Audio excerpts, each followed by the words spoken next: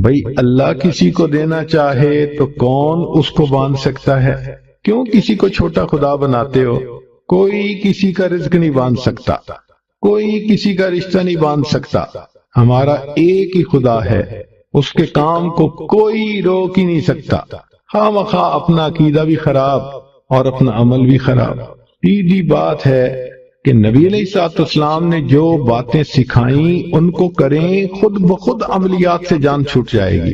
چنانچہ عورتیں اکثر پوچھتی ہیں جی کہ میرا رشتہ اچھا ہو جائے، بیٹے کو جاب مل جائے، بہو کا ویزا رکا ہوا ہے، فلاں کام اٹکا ہوا ہے۔ تو بھئی اٹکے ہوئے کاموں کے لیے عمل نبی علیہ السلام کے مبارک زبان سے ابو داؤد شریف کی روایت ہے۔ نبی علیہ السلام نے فرمایا، جو مومن صبح شام 7 مرتبہ اس دعا کو پڑھے گا، اللہ تعالیٰ اس کے ہر ادھورے کام کو پورا فرما دے گا۔ اور وہ کیا ہے؟ حسبی اللہ لا الہ الا ہو علیہ توکلت وہو رب العرش العظیم۔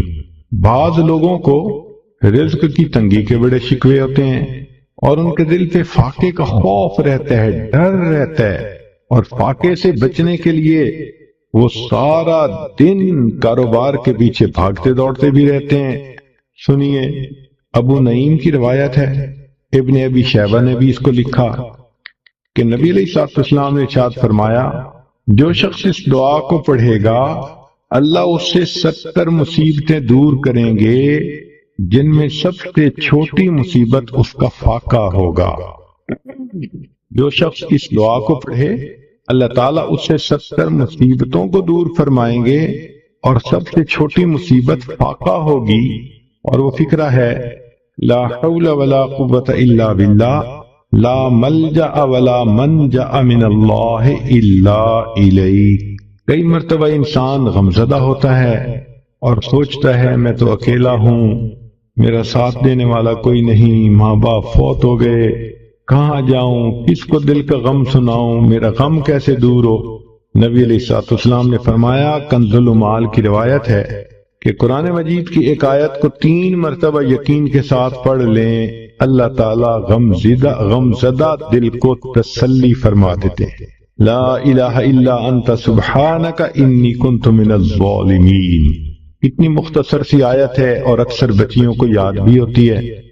اس آیت کو 3 مرتبہ پڑھنے پر اللہ تعالیٰ انسان کی سیڈنس ختم کر دیتے ہیں، غم ختم کر دیتے ہیں، دل کو خوشی عطا فرما دیتے ہیں۔ کئی لوگوں کو دیکھا کہ بیمار ہوتے ہیں، کبھی ہسپتال کا چکر، کبھی ڈاکٹر کے پیچھے، تو نبی علیہ الصلوۃ والسلام نے ایک حدیث پاک میں فرمایا، اس حدیث کو مسند احمد نے روایت کیا اور طبرانی نے روایت کیا کہ جو شخص فجر کے بعد 3 مرتبہ یہ دعا پڑھ لے اللہ 4 مرضوں سے اس کو نجات عطا فرما دیتے ہیں۔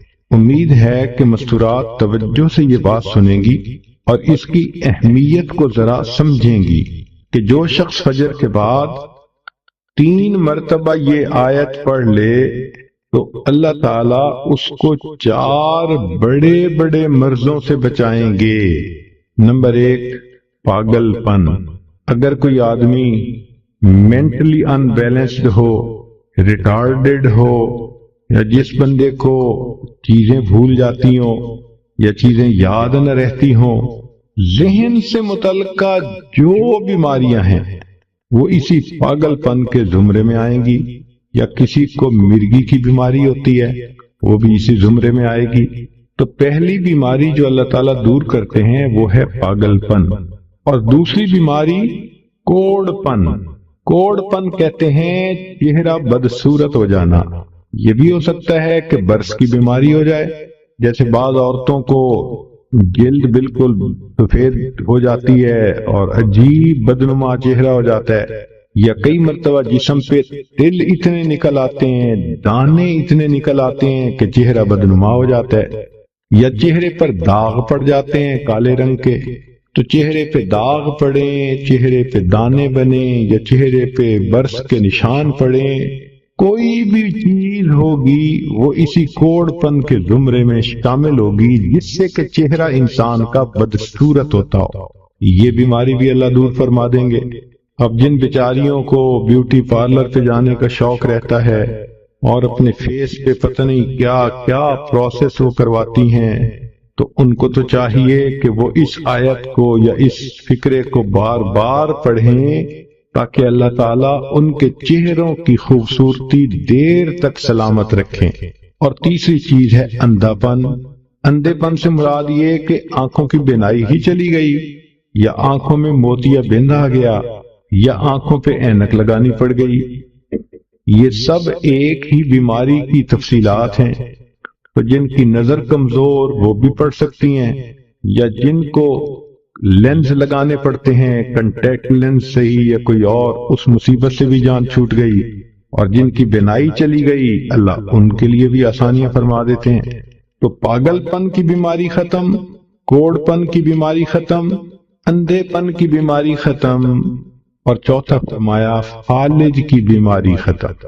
فالج ایک تو ہوتا ہے کہ انسان کا ہاتھ یا پاؤں کام ہی نہ کریں، اور ایک یہ بھی ہوتا ہے کہ اتنی ویکنس کہ عورت کہتی ہے مجھ سے تو کھڑا ہی نہیں ہوا جاتا، میرے پاؤں سن ہو جاتے ہیں، میرے ہاتھ سن ہو جاتے ہیں۔ یہ ساری چیزیں کمزوری اور فالج کی ابتدائی سٹیجز ہیں، تو یہ سب چیزیں ٹھیک ہو جاتی ہیں۔ اب بتائیں کہ اتنی بڑی بڑی بیماریوں سے جس بندے کو بچنے کی خوشخبری مل رہی ہو، تو وہ تو پھر اس عمل کو کیے بغیر رہ ہی نہیں سکتا۔ اور یہ عمل دیکھو چھوٹا کتنا ہے۔ وہ جو فکرہ فرمایا حدیث میں وہ ہے سبحان اللہ العظیم وبحمدہ ولا حول ولا قوت الا باللہ۔ اتنا سا فکرہ پڑھنے پر اللہ چہرہ بھی پر نور بنا دیتے ہیں، میموری بھی تیز کر دیتے ہیں، اللہ تعالیٰ بینائی بھی تیز کر دیتے ہیں، اور اللہ تعالیٰ جسم میں طاقت بھی بھر دیتے ہیں۔ یہاں تک تو نیکیاں کمانا، گناہوں کو بخشوانا، فرشتوں کی دعائیں لینا، غمزدہ دل کو تسلی ملنا، اور بیماریوں سے محفوظ ہونا، اس طرح کے عمل بتائے تھے۔ اب ایک عمل سن لیجئے کہ دجال سے محفوظ ہونا۔ دجال ایک تو بڑا ہوگا نا، جس کو دجال اکبر کہتے ہیں، جو آئے گا اور بندے اس کے پیچھے لگ کر اپنا ایمان خراب کر لیں گے، جو امام مہدی کے آنے پر اور عیسیٰ علیہ السلام کے آنے پر ظاہر ہوگا، ان کے آنے سے پہلے ظاہر ہوگا، اور عیسیٰ علیہ السلام اس کو لد کے مقام پر قتل کر دیں گے۔ اس فتنے سے نبی علیہ السلام بچنے کی دعائیں فرماتے تھے، صحابہ بھی بہت ڈرتے تھے اس فتنے سے۔ تو انسان کا دل چاہتا ہے کہ دجال سے محفوظ ہوں۔ حدیث پاک میں ہے جو شخص جمعہ کے دن سورہ کہف پڑھے تو جمعہ سے جمعہ تک اس کے گناہ معاف، اور اگر وہ روزانہ پہلی 10 اور آخری 10 آیتیں پڑھ لے، اللہ اس کو دجال سے محفوظ فرمائیں گے۔ تو اس عمل کو کرنے سے ایک تو دجال سے محفوظ ہو گئے، اور دوسری بات اور بھی سن لیجئے کہ دجال دجل سے بنا۔ دجل کا مطلب ہوتا ہے فریب دینا، دھوکہ دینا، اور بچیوں عورتوں کو انسان کی شکل میں بھی کئی دفعہ دجال مل جاتے ہیں۔ وہ ان کی عزتیں لوٹتے ہیں، بہانے بنا بنا کے دھوکے دیتے ہیں، ان کو بیٹرے کرتے ہیں۔ تو اس عمل کے کرنے سے عورت بچی ایسے دجالوں سے بھی محفوظ رہے گی۔ کو سورہ فاتحہ میں اتار دیا۔ سورہ فاتحہ کے کئی نام ہیں۔ فاتحۃ الکتاب یعنی باب الکتاب، کتاب کا دروازہ، کتاب کو کھولنے والی۔ انگلش میں جیسے پریفیس ہوتا ہے، تو یہ پورے قرآن مجید کا نچوڑ ہے، اس کی سمری ہے سورہ فاتحہ۔ اس سورت کو نماز میں پڑھنے کا حکم ہے۔ یہاں تک نبی علیہ السلام نے فرمایا لا صلاۃ الا بفاتحۃ الکتاب، کہ سورہ فاتحہ کے بغیر نماز ہی نہیں ہوتی۔ چنانچہ علماء کہتے ہیں کہ اگر نماز میں سورہ فاتحہ پڑھ لی اور کچھ بھی نہیں پڑھا تو نماز ہو جائے گی، اور اگر سورہ فاتحہ نہیں پڑھی باقی سب کچھ پڑھ لیا تو نماز کو لوٹانا ضروری۔ اتنی اہمیت ہے اس کی۔ آخر نماز کی ہر رکعت میں اس کو پڑھنے کا کیوں حکم دیا گیا؟ اس کے اندر راز ہے۔ اس کو سورہ شفا بھی کہتے ہیں۔ صحابہ کرام فرماتے ہیں کہ جب ہمارے ہاں کوئی بیمار ہو جاتا تھا، ہم سورہ فاتحہ پڑھ کے اس کو دم کرتے تھے، یا تو اللہ اس کو شفا دیتے تھے یا وہ اللہ کو پیارا ہو جاتا تھا. اتنی کثرت کے ساتھ اس کو پڑھ کے پھونکا جاتا تھا. عجیب بات ہے کہ اتنی اہم صورت ہے اور اتنی کثرت سے ہم پڑھتے ہیں لیکن ہمیں اس کے مضامین کا احاطہ نہیں ہے. ابھی اگر کسی سے پوچھا جائے کہ آپ بتاؤ کہ سورہ فاتحہ پورے قرآن کا کیسے خلاصہ ہے تو پتہ نہیں ہوگا. اس لیے آج کے جمعہ میں اسی مضمون کو کھولنے کا ارادہ کیا. دیکھیں قرآن مجید میں مختلف مضامین وارد ہوئے ہیں. مثال کے طور پہ اللہ رب العزت کی عظمت بیان ہوئی ہے، اللہ کی شان کبریائی بیان ہوئی ہے، اللہ تعالیٰ کی صفات کا تذکرہ، اللہ کی شان کا تذکرہ. تو جہاں بھی قرآن مجید میں یہ تذکرہ ہوا اس کو الحمد نے سمیٹ لیا. سورہ فاتحہ کا جو پہلا لفظ ہے نا الحمد، الحمدللہ، سب تعریفیں اللہ کے لیے ہیں. اب ان دو لفظوں نے ان تمام مضامین کا احاطہ کر لیا جو اللہ کی عظمت، اس کی صفات، اس کی کبریائی سے متعلق ہیں. سچی بات یہ ہے کہ حمد کا حقدار اللہ ہی ہے. دنیا میں جو بندہ جس کسی کی تعریف کرتا ہے حقیقت میں وہ اللہ کی تعریف کر رہا ہوتا ہے. خاوند بیوی کی تعریف کرے اس نے اللہ کی تعریف کی جس نے اس کو بنایا. بیوی خاوند کے اچھے اخلاق کی تعریف کرے اس نے اللہ کی تعریف کی جس نے خاوند کو بنایا. ہم آسمان کی تعریف کریں، زمین کی کریں، سمندر کی کریں، درختوں کی کریں، پھولوں کی کریں، پھلوں کی کریں، وہ ان کے پیدا کرنے والے پروردگار ہی کی اصل میں تعریف ہے. تو تعریف اللہ تعالیٰ ہی کو سجتی ہے. اس لیے الحمدللہ ان دو لفظوں نے اللہ رب العزت کی عظمت کے مضامین کو سمیٹ لیا. پھر آگے رب کا لفظ ہے. رب کا معنی ہوتا ہے آقا، مولا، کسی کو تربیت دینے والا، پالنے والا، اس کو رب کہتے ہیں. یہ رب کا لفظ اللہ تعالیٰ کے لیے خاص استعمال ہوتا ہے. اللہ تعالیٰ ہم سب کا رب ہے. نبی علیہ السلام کا بھی رب اللہ ہے. اور اس رب کے مضمون کے اندر بہت گہرائی ہے. یہ ایسا وعدہ ہے کہ اللہ نے انسانوں کو دنیا میں بھیجنے سے پہلے ان سے لیا. حدیث پاک میں آتا ہے کہ اللہ تعالیٰ نے عالم ارواح میں سب انسانوں کو پیدا کیا. ان کی شکلیں انسانوں والی تھیں مگر ان کے جسم چھوٹے تھے. جیسے چیونٹی چھوٹی سی ہوتی ہے اس طرح چھوٹے چھوٹے انسان تھے. پھر اللہ تعالیٰ نے ان سے پوچھا الستو بربکم، کیا میں تمہارا پروردگار نہیں ہوں؟ تو نبی علیہ السلام نے سب سے پہلے جواب دیا قالوا بلا، اے اللہ آپ ہی ہمارے رب ہیں. پھر آپ صلی اللہ علیہ وسلم سے جواب سننے کے بعد سارے انسانوں نے اللہ کی ربوبیت کا اقرار کیا. اب یہ میثاق ہے، یہ ایک وعدہ ہے جو مخلوق نے اپنے اللہ سے کیا. تو اللہ تعالیٰ نے مخلوق کو دنیا میں بھیجا. اچھا میں دیکھتا ہوں کہ تم دنیا میں جا کے کس کو رب سمجھتے ہو. اب ہمارا سب سے بڑا امتحان جو دنیا میں ہے کہ ہم اپنا پالنے والا کس کو سمجھتے ہیں. بہت سارے لوگ سمجھتے ہیں کہ ہم کھیتی سے پل رہے ہیں، ہم فیکٹری سے پل رہے ہیں، ہم اپنی جاب سے پل رہے ہیں، ہم اپنے کاروبار سے پل رہے ہیں. یہ سب غلط ہے. پالنے والا کون ہے؟ اللہ ہے. جس طرح پہلے زمانے میں لات اور منات کی نفی کی جاتی تھی اسی شد و مد کے ساتھ اس کی نفی کرنی چاہیے کہ ہم فیکٹری سے نہیں پل رہے، دکان سے نہیں پل رہے، کھیتی باڑی سے نہیں پل رہے، ہمیں اللہ پالنے والا ہے. آج کاروبار کی بات آتی ہے تو لوگ دین کو ایک طرف کر دیتے ہیں اور یہ آخر کاروبار ہے کیا کریں.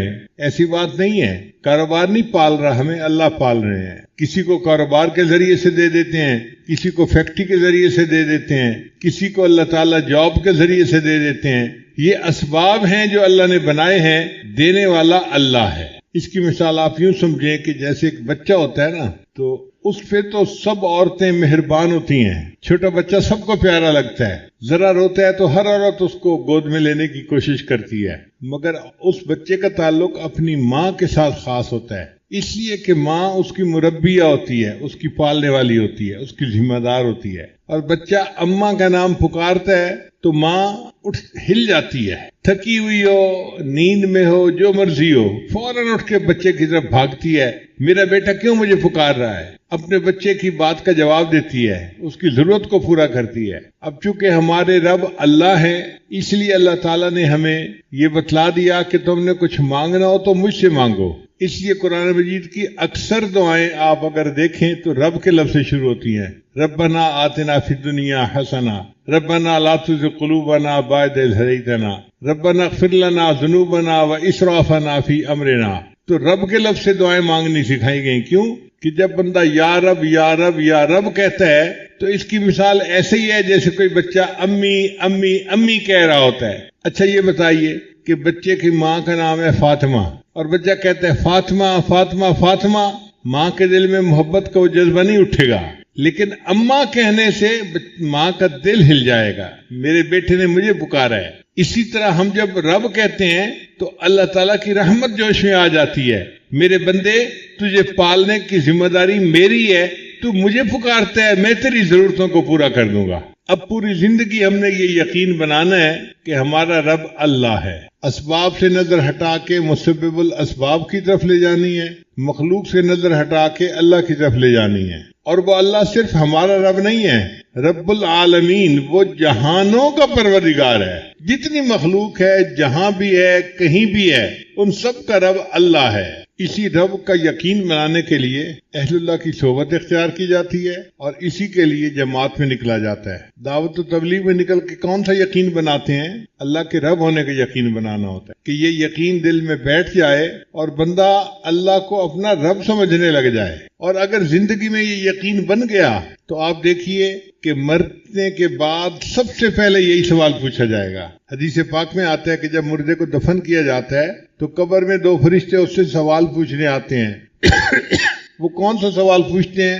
مر ربکم، تمہارا رب کون ہے؟ بھئی بتاؤ تم نے دنیا میں کیا یقین بنایا، کیا سیکھ کے آئے، دنیا میں کیا سبق پڑھ کے آئے؟ مر ربکم، تمہارا رب کون ہے؟ اب جس نے یقین نہیں بنایا ہوگا وہ کہے گا ہے ہاتھ اللہ ادری، مجھے نہیں پتا میرا رب کون ہے. اور جس نے دین پر محنت کی ہوگی اور اپنے رب کے ساتھ یقین کو مضبوط کیا ہوگا وہ کہے گا اللہ میرا رب ہے، تو وہ کامیاب ہو جائے گا. پھر قیامت کے دن بھی ہمیں اپنے رب کے سامنے کھڑا ہونا پڑے گا. یوم یقوم الناس لرب العالمین، قیامت کے دن ہم کس کے سامنے کھڑے ہوں گے؟ اپنے رب کے سامنے کھڑے ہوں گے. اور جنت میں جائیں گے تو اللہ ہمیں لے جائے گا. وسیق الذین اتقوا ربهم الی الجنۃ زمرا، دیکھیں جو متقی لوگ ہوں گے ان کو رب جنت میں لے کے جائے گا. ہر جگہ پر رب کا تذکرہ، رب کا تذکرہ. آپ قرآن مجید پڑھیں، آپ کو ہر صفحے پہ، ہر دوسرے صفحے پہ، ہر دوسری چوتھی آیت کے بعد رب کا لفظ ملے گا. اتنا کثرت سے یہ لفظ استعمال ہوا ہے. تو الحمدللہ نے اللہ تعالیٰ کی عظمت اور کبریائی کے مضمون کو سمیٹ لیا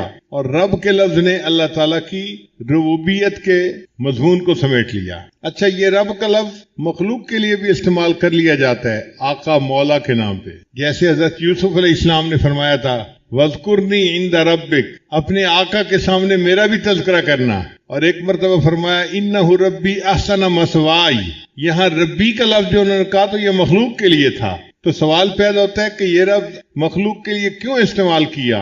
تو علماء نے جواب دیا ہے کہ سمجھانے کے طور پر، چونکہ ماں باپ بچے کو پالتے ہیں اس لیے ان کو کہا کہ یہ مربی ہے، کما ربیانی صغیرہ. اصل پالنے والا اللہ ہے، لیکن چونکہ یہ ظاہری سبب بن رہے ہیں ان کے لیے بھی لفظ استعمال کر دیا گیا. اب اللہ کی جو ربوبیت ہے وہ راحمانہ بھی ہو سکتی ہے، قاہرانہ بھی ہو سکتی ہے. بچے کو پیار سے بھی پالا جا سکتا ہے اور مار کے بھی پالا جا سکتا ہے. بچہ بڑا بن جائے گا. بعض بچوں کو ماں باپ نے بہت شفقت دی ہوتی ہے اور بعض پہ بہت سختی کی ہوتی ہے، بچے پل جاتے ہیں. تو اب سوال یہ پیدا ہوتا ہے کہ اللہ تعالیٰ کی ربوبیت جو ہے مخلوق کے ساتھ کیسی ہے؟ آگے فرما دیا الرحمن الرحیم، وہ رحمت کی ربوبیت ہے. اللہ مہربان ہے اپنی مخلوق کے اوپر. الرحمن اور الرحیم اس کے 4 نقطے ہیں. رحمان کہتے ہیں وہ ذات کہ جس کی رحمت دنیا میں عام ہو سب کے اوپر، اور رحیم کہتے ہیں کہ جس کی رحمت ایمان والوں کے لیے آخرت میں خاص ہو. دوسرا نقطہ، رحمان کہتے ہیں اس کو جو ہر چیز دیتا ہو چھوٹی بڑی، اور رحیم کہتے ہیں کہ جو بڑی بڑی چیزیں بھی بندوں کو دیتا ہو. پھر رحمان کہتے ہیں جو اپنے اور پرائے سب کو دیتا ہو، اور رحیم کہتے ہیں کہ جو اپنوں کے لیے خاص مہربان ہو. تو رحمان اور رحیم کے اپنے اپنے انداز ہیں. وَقَانَ بِالْمُؤْمِنِينَ رَحِيمًا، اور اللہ تعالیٰ ایمان والوں کے لیے خاص رحمان رحیم ہوگا قیامت کے دن. اور ایک چوتھا فرق یہ ہے کہ رحمان کا لفظ اللہ کے لیے استعمال ہوتا ہے، مخلوق کے لیے استعمال نہیں ہو سکتا. رحیم کا لفظ اللہ کے لیے بھی استعمال ہو سکتا ہے، مخلوق کے لیے بھی استعمال ہو سکتا ہے. اس لیے اللہ تعالیٰ نے اپنے حبیب صلی اللہ علیہ وسلم کو رحیم کہا، بالمؤمنین رؤوف الرحیم. تو مخلوق کے لیے رحیم کا لفظ استعمال ہو سکتا ہے، رحمان کا لفظ استعمال نہیں ہو سکتا. مگر رحمان اور رحیم دونوں صفات کس کی ہیں؟ اللہ رب العزت کی ہیں۔ تو اللہ کی عظمت و کبریائی کے مضمون کو الحمدللہ نے سمیٹا۔ اللہ تعالیٰ کی جو ربوبیت کا مسئلہ ہے اس کو رب کے لفظ نے سمیٹ لیا، اور اللہ تعالیٰ کی جو صفات ہیں رحمت کی ان کو الرحمن الرحیم نے سمیٹ لیا۔ پھر قرآن مجید میں قیامت کے دن کا تذکرہ ہوگا تو فرمایا مالک یوم الدین، اللہ تعالیٰ قیامت کے دن کا مالک ہے۔ ایک ہوتا ہے منصف، انصاف کرنے والا جج، وہ جج قانون کا پابند ہوتا ہے، کسی کی فیور کرنا چاہے فیور نہیں کر سکتا، اور جی میں قانون کا پابند تھا، میری مجبوری تھی، مجھے تو فیصلہ قانون کے مطابق کرنا تھا۔ لیکن جو مالک ہوتا ہے اس کا اختیار ہوتا ہے، وہ جس کو بخشنا چاہے بخش دے، جس کو معاف کرنا چاہے معاف کر دے۔ تو اللہ تعالیٰ قیامت کے دن کے مالک ہوں گے، جس کو اللہ تعالیٰ معاف کرنا چاہیں گے اللہ اس کو معاف کر دیں گے، کوئی پوچھنے والا نہیں ہوگا کہ جی آپ نے اس کو معاف کیوں کر دیا، وہ رب ہے، وہ پروردگار ہے۔ اور اللہ تعالیٰ جو قیامت کے دن کے مالک ہوں گے تو اس کے لیے عجیب، سب مخلوق کو موت آ جائے گی جب سور پھونکا جائے گا، انسان، حیوان، چرند پرند، جن، سب کچھ مر جائے گا، صرف سور بچے گا اور حضرت اسرافیل علیہ السلام بچیں گے۔ اسرافیل علیہ السلام سور پھونک رہے ہوں گے، ساری مخلوق مر جائے گی۔ پھر ایک وقت آئے گا کہ اللہ تعالیٰ اسرافیل علیہ السلام کو بھی موت دے دیں گے اور سور کو بھی توڑ دیا جائے گا۔ اس وقت مخلوق میں سے کوئی دنیا میں نہیں ہوگا۔ جب کوئی نہیں ہوگا اللہ تعالیٰ فرمائیں گے لمن الملک اليوم، آج کس کی بادشاہی ہے؟ کوئی جواب دینے والا نہیں ہوگا۔ پھر اللہ خود فرمائیں گے للہ الواحد القہار، ایک اللہ قہار کی بادشاہی ہے۔ پھر قیامت کا دن ہوگا اور اللہ تعالیٰ اس دن کے بادشاہ ہوں گے، مالک ہوں گے۔ تو قیامت کے مضمون کو اس مالک یوم الدین نے سمیٹ لیا۔ پھر اس کے بعد قرآن مجید میں اللہ کی عبادت کے تذکرے ہیں، ایاک نعبد، ان دو لفظوں نے اس مضمون کو سمیٹ لیا۔ اے اللہ ہم آپ ہی کی عبادت کرتے ہیں۔ بندے کے لیے سب سے بڑا مقام عبدیت ہے، ولایت سے بھی اونچا، نبوت سے بھی اونچا، رسالت سے بھی اونچا مقام کس کا ہے؟ عبدیت کا ہے۔ اس لیے اللہ نے اپنے پیارے حبیب صلی اللہ علیہ وسلم کے لیے عبد کے لفظ کو استعمال کیا، سبحان الذی اسرا بعبدہ لیلا من المسجد الحرام الی المسجد الاقصی، عبد کا لفظ استعمال کیا گیا۔ حضرت عیسیٰ علیہ السلام کی پیدائش ہوئی تو انہوں نے اپنے لیے عبد کا لفظ استعمال کیا۔ جب ان کی والدہ بیوی مریم ان کو لے کر آئی اپنی قوم کی طرف تو قوم حیران ہو گئی، یا مریم لقد جئت شیئا فریا، اے مریم تو یہ طوفان چیز کیا لے کے آ گئی، تو غیر شادی شدہ ہے، تیرے ہاں بیٹا کیسا ہو گیا؟ فاشارت الیہ، تو بیوی مریم نے قوم کو کہا کہ اسی بچے سے پوچھو، میرا سر نہ کھاؤ۔ قالو، کہنے لگے کیف نکلم من کان فی المہد صبیا، وہ بچہ جو گود میں ہے چند گھنٹے پہلے پیدا ہوا یہ کیسے بول سکتا ہے؟ اس وقت اللہ رب العزت نے حضرت عیسیٰ علیہ السلام کو حکم دیا کہ اے میرے پیارے عیسیٰ علیہ السلام آپ بولیے اور اپنی والدہ کی پاک دامنی کی گواہی دیجیے۔ تو حضرت عیسیٰ علیہ السلام نے کلام شروع کیا، قال انی عبد اللہ، میں اللہ کا بندہ ہوں، آتانی الکتاب وجعلنی نبیا، مجھے اللہ نے کتاب دی ہے اور نبی بنا کر بھیجا ہے۔ تو دیکھو حضرت عیسیٰ علیہ السلام نے بھی عبدیت کا اظہار کیا۔ تو بندے کے لیے عبدیت سب سے اونچا مقام ہے، اسی لیے جب بھی ہم مانگیں اللہ سے تو اللہ کی بندگی مانگے، اے اللہ ہمیں اپنا بندہ بنا لیجئے۔ ہمارے لیے سب سے بڑا اعزاز یہ ہے ہم آپ کے بندے بن جائیں۔ حضرت علی اللہ فرمایا کرتے تھے اے اللہ میرے لیے یہی عزت کافی ہے کہ تو میرا پروردگار ہے، میرے لیے یہی عزت کافی ہے کہ تو میرا پروردگار ہے، اور میرے لیے یہی فخر کافی ہے کہ میں تیرا بندہ ہوں۔ اے اللہ ہم آپ کے بندے ہیں، ہمارے لیے اس سے بڑے فخر کی بات کیا ہو سکتی ہے؟ تو ایاک نعبد نے عبدیت کے مضمون کو سمیٹ لیا، و ایاک نستعین، اور اے اللہ ہم آپ ہی سے مدد مانگتے ہیں، چونکہ آپ کی عبادت کرتے ہیں، آپ ہی ہمارے مددگار ہیں، آپ ہی مشکل کشا ہیں، آپ ہی حاجت روا ہیں۔ تو اللہ تعالیٰ کو مشکل کشا مانا، حاجت روا مانا اور اللہ ہی سے مدد مانگی۔ اب مدد جب انسان مانگتا ہے تو بہت ساری چیزیں مانگتا ہے، مگر ان میں سب سے اہم چیز پہلے مانگتا ہے۔ ہمارے لیے دنیا میں سب سے اہم چیز کیا تھی؟ اہدنا الصراط المستقیم، اے اللہ ہمیں سیدھے رستے کی رہنمائی فرما دیجئے۔ سیدھے رستے کی رہنمائی مل جانا، ہدایت کا مل جانا، یہ بندے کی سب سے بڑی ضرورت ہے۔ اب اہدنا الصراط المستقیم نے ان پورے مضامین کو سمیٹ لیا جن میں اللہ تعالیٰ نے بندے کو ہدایت کے بارے میں فرمایا ہے۔ پھر فرمایا کہ اب یہ جو ہم نے ہدایت کا راستہ مانگا ہے، اس راستے کی خوبیاں کیا ہیں؟ آسان طریقہ تھا، آگے کہہ دیا جاتا صراط القرآن والحدیث، کہ قرآن اور حدیث کے راستے پہ چلا دے۔ اللہ نے فرمایا نہیں، صراط الذین انعمت علیہم، ان لوگوں کا راستہ جن پر تیرا انعام ہوا، اللہ جو تیرے بندے انعام یافتہ تھے، ہمیں ان کے راستے پہ چلا دیجئے۔ اب اللہ کے انعام یافتہ بندے کون تھے؟ قرآن مجید نے اس کی تفصیل بیان کر دی۔ انعم اللہ علیہم من النبیین والصدیقین والشہداء والصالحین وحسن اولئک رفیقا۔ 4 طرح کے لوگ ہوتے ہیں جو انعام یافتہ ہیں، انبیاء، صدیقین، شہداء اور صالحین، نیک بندے۔ تو 4 کی بات مانو، ان 4 کی بات مانو گے تو تم سیدھے رستے پر رہو گے، اور فرمایا کہ 4 کی بات مانو گے تو سیدھے رستے پر رہو گے، اور اگر 4 کی بات مانو گے دوسرے 4 کی تو تم گمراہ ہو جاؤ گے۔ وہ کون سے 4 ہیں جن کی بات نہیں مانی؟ فرمایا غیر المغضوب علیہم ولا الضالین۔ اس میں بھی 4 قوموں کا تذکرہ کیا، یہود، نصارہ، ملحدین اور مشرکین۔ یہ 4 قومیں ہیں، تم نے ان کی بات نہیں ماننی، تو 4 کی ماننی ہے، سیدھا رستہ رہے گا، اور 4 کی نہیں ماننی ورنہ ہم بھٹک جائیں گے۔ جن کی نہیں ماننی وہ کون 4 ہیں؟ یہود، نصارہ، ملحدین، مشرکین، ان 4 کی نہیں ماننی۔ اگر ان کی 4 کی نہیں مانیں گے تو ہم سیدھے رستے پر رہیں گے۔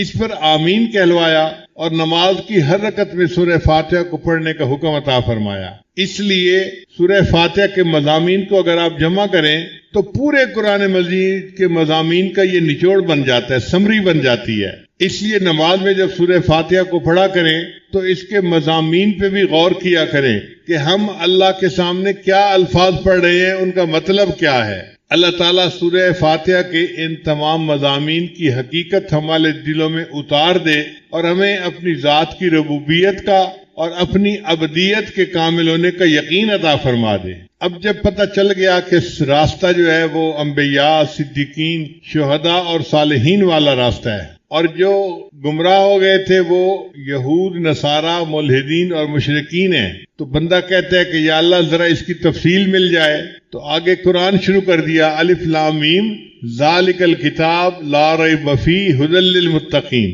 میرے بندو تم کتاب کہتے ہو، یہ کتاب ہے، یہ ہدایت دیتی ہے متقی لوگوں کو۔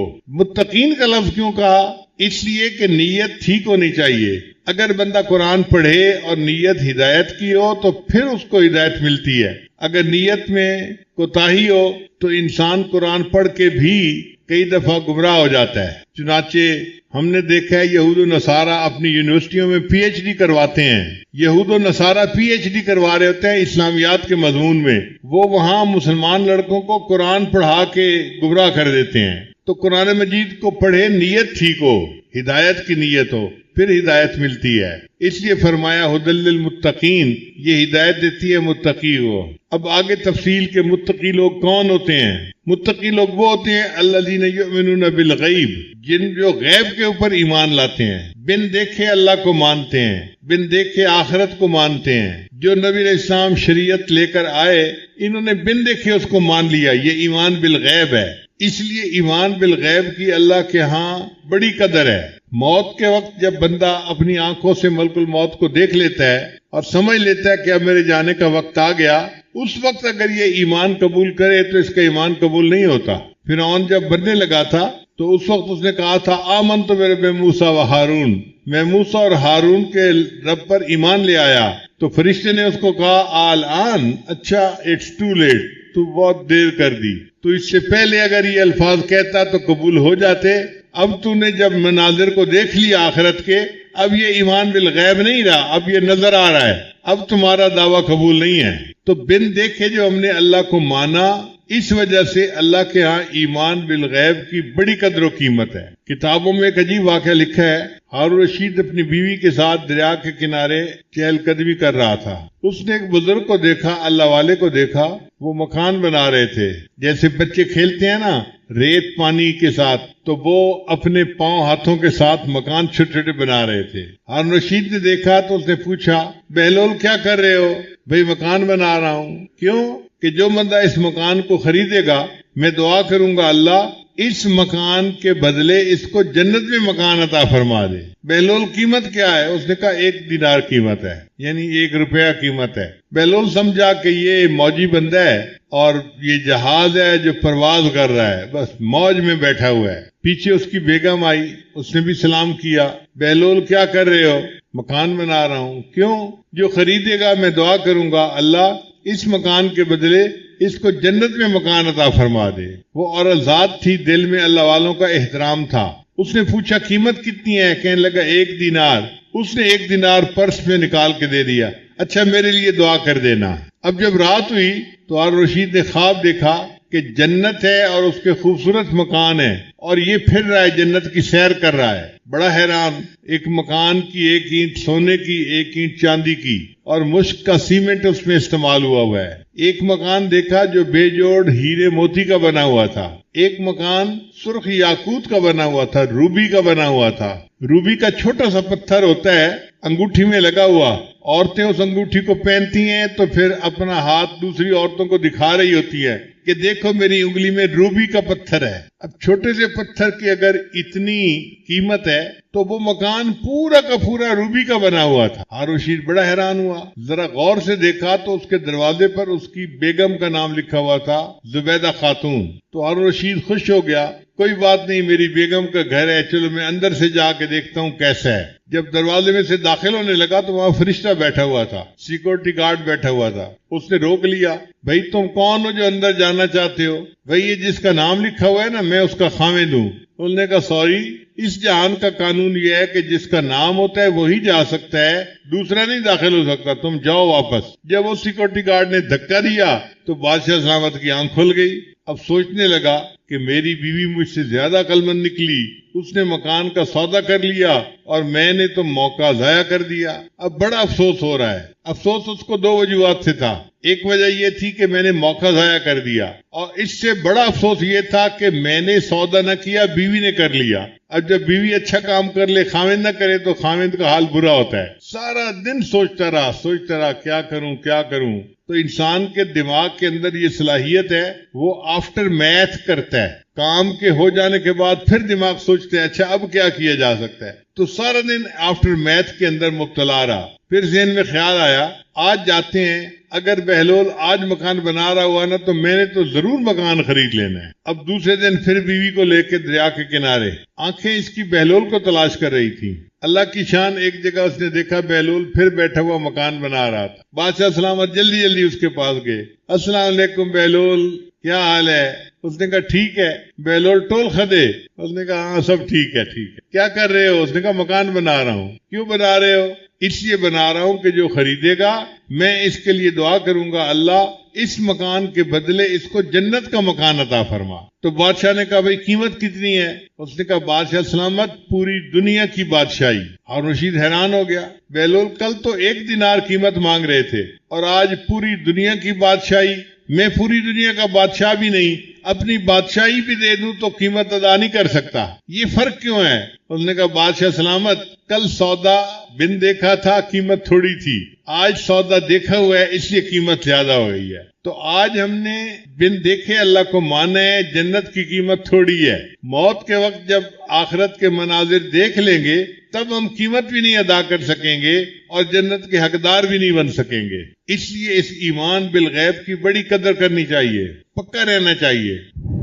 کہتے ہیں کہ حضرت یوسف علیہ السلام کے زمانے میں 7 سال بڑی اچھی فصل ہوئی، 7 سال بڑی اچھی فصل ہوئی۔ تو یوسف علیہ السلام نے گندم کو گوڈاؤن کے اندر محفوظ کر لیا۔ پھر اس کے بعد 7 سال قحط کے آئے۔ ان قحط کے سالوں میں بالکل بارش نہیں ہوئی تھی اور لوگوں کے پاس کھانے کے لیے گندم نہیں تھی۔ تو لوگ حضرت یوسف علیہ السلام کے پاس آتے تھے کہ حضرت ہمیں گندم چاہیے۔ انہوں نے قانون بنا دیا تھا، جتنے گھر کے بندے ہوں ان کو ایک بندے کے حساب سے 1 بوری سال کی دی جائے گی اور اتنی قیمت لی جائے گی۔ اور اپنے بندوں کو بتا دیا بھئی جو آئے پہلے پوچھنا کتنے بندے گھر کے ہیں، اتنی بوریاں دے دینا اور اتنی قیمت دے لینا۔ دن رات لوگ آتے تھے اور گندم لے کے جاتے تھے، گندم لے کے جاتے تھے۔ اللہ تعالیٰ کی شان دیکھیں، ایک لڑکا آیا جو 12-13 سال کی عمر کا تھا۔ اس نے آ کے کہا بھائی گندم چاہیے. لوگوں نے پوچھا بھائی گھر کے بندے کتنے ہیں؟ اس نے کہا جی 10 ہیں. ان کا ٹھیک ہے 10 بوریوں کی قیمت دے دو، ہم گندم دے دیتے ہیں. اس نے 10 بوریوں کی قیمت تو دے دی، پھر کہنے لگا مجھے گندم زیادہ چاہیے. ورکل نے کہا بھئی ہم نہیں دے سکتے، اگر زیادہ چاہیے، فیور چاہیے تو یوسف علیہ السلام کے پاس چلے جاؤ، ان کا اختیار ہے، جس کو چاہیں جتنا دے دیں. تو وہ لڑکا یوسف علیہ السلام کے پاس آیا، حضرت گندم چاہیے. بھئی لوگوں نے آپ کو گندم نہیں دی؟ جی دی ہے، مجھے زیادہ چاہیے. چلو بھئی 10 بوریاں انہوں نے دی ہیں، 10 بوریاں میں دے دیتا ہوں، آپ جا کے 20 بوریاں لے جاؤ. اس نے کہا نہیں حضرت مجھے اور زیادہ چاہیے. یوسف علیہ السلام بڑے حیران، بھئی 10 بوری گندم انہوں نے بھی دے دی، 10 بوری گندم میں نے ایکسٹرا دے دی، تمہارا جی